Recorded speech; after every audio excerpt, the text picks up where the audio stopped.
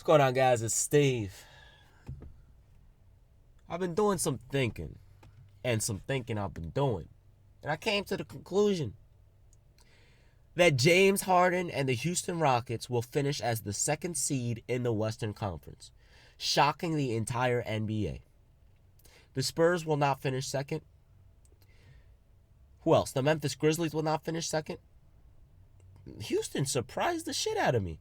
I predicted Memphis to be great. They're great. I predicted the Spurs to be decent. Nah, not decent. To be great. They're great.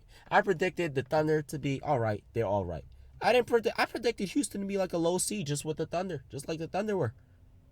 But for some damn reason, James Harden leading them to a 9-game winning streak. By the way, by the time you're watching this, I don't know if it changed or not. I record videos days in ahead, whatever. Days in advance, whatever. James Harden is averaging 28, 8, and 12. He just had. I think he's the second player to ever do this. Or the first player since Michael Jordan to do this.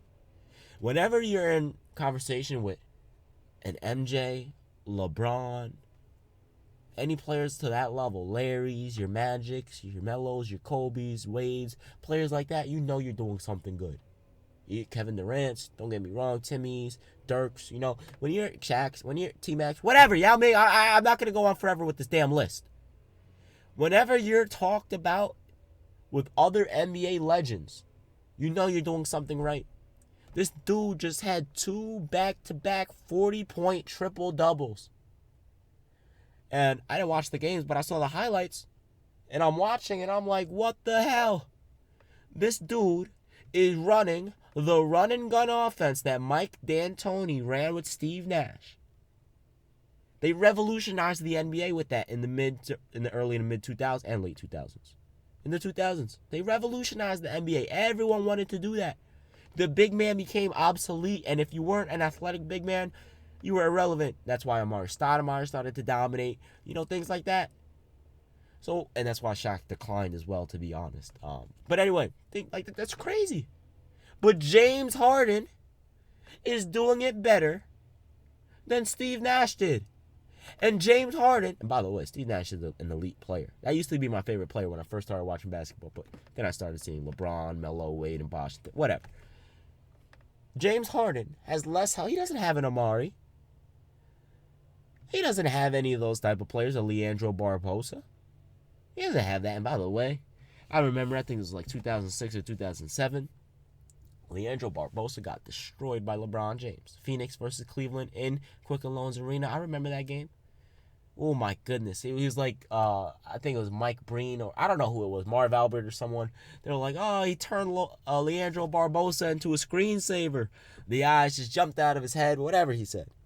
So when I look at things like that, and then I compare that to Houston Rockets right now, I come to the conclusion that for some damn reason, James Harden is doing what Steve Nash did, but better. He's bigger, he's stronger, he's more athletic, he's a better scorer. I mean, you name it, he's doing it. Yeah, I think Steve Nash averaged like 13, 14, 15 assists once. I don't know how many times he's done. I don't even know if he did. Whatever. But James Harden is averaging 28, 8, and 12, and this dude is like 6'5 to 6'7", 220 pounds. I think he's 6'5", 6'6", 6'6", 6'7", something like that. 220 pounds. Are you telling me this dude is dominating like that? That's ridiculous. That's absolutely ridiculous. That someone could be that good at the point guard position. He played point guard before, but I mean, god damn, who expected that? And then I hear people saying, "Oh, if the Oklahoma City Thunder would have stayed together, they would have been elite. They would have won 4 or 5 in a row." That's not true. That's not true at all. Because if they did stay together, James Harden, Russell Westbrook, or anyone else would have never developed into the players they are now. Think about it. Kevin Durant, when he was playing, was the number 1 option on any team, except if he plays with LeBron or Melo, depending on how they want to do that with the Melo situation. But anyway, on any team besides LeBron and the Knicks, Kevin Durant would be the number 1 option, hands down, no debate. So you notice in that 2014-15 season, I'm pretty sure it was. Yeah, when the whole league was injured and the Warriors won the championship. But for some damn reason, the Warriors fans don't understand that. They don't understand that Melo was injured. They don't understand that Kevin Durant was injured. They don't understand that Chris Paul was injured. They don't understand that Kyrie Irving and Kevin Love were injured. They don't understand that. Oh, they say, oh, we won a championship. We're so good. Oh, what happened the next year when everyone else was healthy? You got embarrassed. 3-1. Anyway, back to the topic. I forgot what the hell I was talking about. I always do that. Whenever I try to troll, I always do that shit. Okay, yeah. 2015 season when Kevin Durant got injured. Russell Westbrook went on a tear. I think he had a month where he had like 10 or 17 triple doubles, some craziness. Right? Some ridiculousness. But when you look and you see when Kevin Durant came back, his numbers went back down. That's obvious. It's Kevin Durant we're talking about. The same thing happened to Stephen Curry, even though Russell Westbrook's better. Way better. Kevin Durant is that good. So now that he left, Russell Westbrook took over, and now look at him. He's averaging 31, 10, and 10. And James Harden left, immediately went from, who's better, James Harden or Klay Thompson? It immediately went from that to James Harden is the best damn player in the Western Conference. James Harden is possibly the best player in the NBA. James Harden is the MVP. That's what it went to. Obviously, he's not because Kevin Durant's the best in the West. And that rhymed accidentally because you know how I do. I'm about to freestyle. Oh, let me stop. Anyway, Kevin Durant is the best in the West.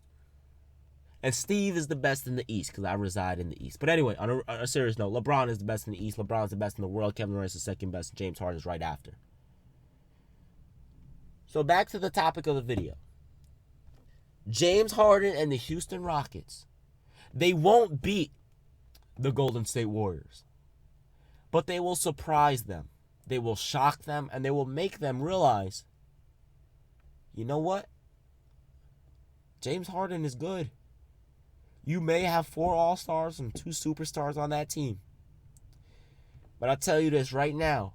If the Houston Rockets get a Paul Millsap, if they get any decent player that can at least average around 18 like Paul Millsap does, an all-star caliber player, Golden State better be fearful. Because I'll tell you guys this right now. James Harden is that good. He is so good, I believe, if anyone were to do it in the Western Conference, he could upset the Golden State Warriors if he had help. Well, another decent player on this team averaging around 18, he could. I know he has good players, but I mean like Paul Mill, like an all-star caliber player. I think he could do it. He could upset them. Especially with the way the Warriors are playing now. Hero ball. Shit ain't gonna work in the best of 7 against LeBron James. You better change that up. I know you're the best, KD, but well, second best. No, you're the second best, but come on now, And yeah, you're gonna stay the second best until LeBron and Carmelo leaves the league. Just kidding. Until LeBron leaves the league. But anyway, well, until he gets out of his prime. So if James Harden could get a Paul Millsap or any decent player, or imagine if Blake Griffin went there or anyone decent. That's what I'm saying, man. The league is about to change, man. Because if Chris Paul goes to the Knicks, that means Derrick Rose is leaving. Derrick Rose leaves, he could go somewhere and change the whole landscape. What if he goes to Atlanta? You got bras in Atlanta, And what if Paul Millsap goes to Houston? What if Blake Griffin goes to Houston? So, and by the way, the reason why I sound like I'm singing when I'm talking, I'm sick as fuck. I've been sick for over a week, and the headache and the sore throat went away, but my freaking nose is still stuffy as hell, and it's so annoying. So annoying. So that's why I may sound like I'm singing when I'm talking. I'm not trying to talk like an annoying guy. It's just I'm sick as hell. But anyway, man, I'm telling you guys this, man. The Houston Rockets, they're a scary team. They're a scary team, and they can do some damage. They can. They can do some major damage in the Western Conference. And to be honest, the only team that can beat James Harden in a best of 7 in the West, there are only teams, there are 2 teams. I don't think San Antonio can. I'm sorry. They don't have the star power to. I'm sorry. I don't think Kawhi is good enough to do that. But I'll say this.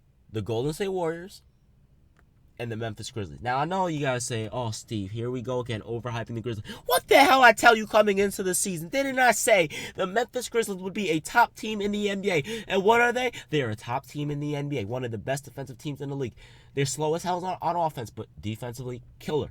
Listen, Memphis, their interior defense with Zebo and Marc Gasol, and then they have Mike Conley. They're so freaking underrated. You guys don't even understand how good that team is, man. A few years ago, when they were all healthy, they were the first seed in the West.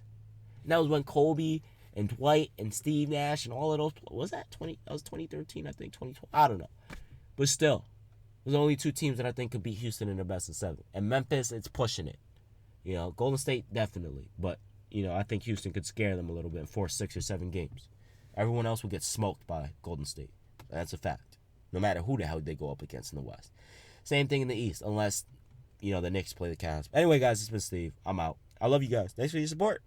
By the way, for everyone that's watched this whole entire video, I got a little surprise for you guys. Sort of like a sneak peek, since a lot of people watch the majority, but most people, like, when they see the videos winding down, they cut it off because they're not going to be like, hey, guys, it's Steve. Peace out. Whatever. But anyway, if you watch to this point, some shocking news for you guys. A lot of you guys have been asking me, where the hell is my NBA journey? Where are all of these series that you said, all of this in real life shit? Listen, I tried to do 2 channels, one a reaction channel and a story channel, and then this. But I don't want to do that freaking reaction channel. That's boring as hell. What I want to do is all my in real life stuff on my other channel. I'm not going to announce it yet, but for everyone that knows right now, the link will be in the description. Go subscribe. Nothing's uploaded yet, but soon I will be uploading. Just go check it out. Anyway, guys, it's been Steve. I'm out. Peace.